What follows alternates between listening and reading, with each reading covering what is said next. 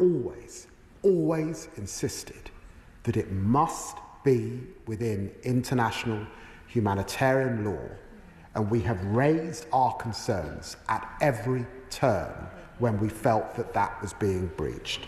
I think we all recognise that the ceasefire, while it may bring an end to the current extremes of violence, is not an end to the conflict. For lasting peace, there are a number of conditions that need to be met. So can I ask the Foreign Secretary, will he set out a timetable for UK recognition of the State of Palestine? And will he set out the concrete steps he will take to end the occupation and to ensure that all those who've committed war crimes are held fully accountable?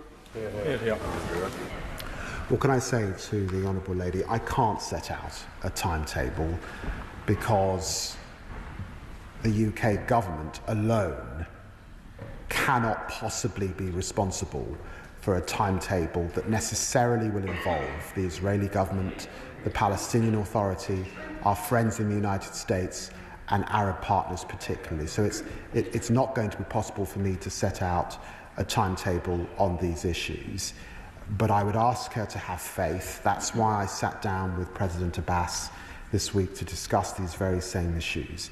And on the question that she rightly raises of accountability, that must be a necessary matter for our international courts. And I've said from this dispatch box why we hold dear in this party the importance of international humanitarian law. Obviously, we hope that the Israeli cabinet makes a rapid decision to support this ceasefire agreement. But a ceasefire agreement is only a ceasefire, and one hopes it's going to be rapidly followed by the release of all of the hostages and of the prisoners as been agreed.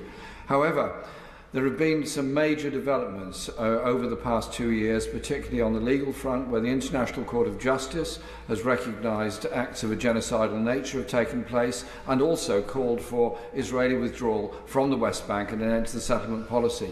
Will the Foreign Secretary commit the British government to demanding that all of the ICJ recommendations are carried out and that Israel does have a programme of withdrawal from the West Bank and an end to the settlement policy? There cannot be any peace for the Palestinian people whilst they remain under occupation. They've suffered so much, they've lost so much, they've lost so many, and the mental scars of the people of Gaza are now going to be intergenerational. They're going to need a lot of support to get through this, and above all, international recognition of the State of Palestine.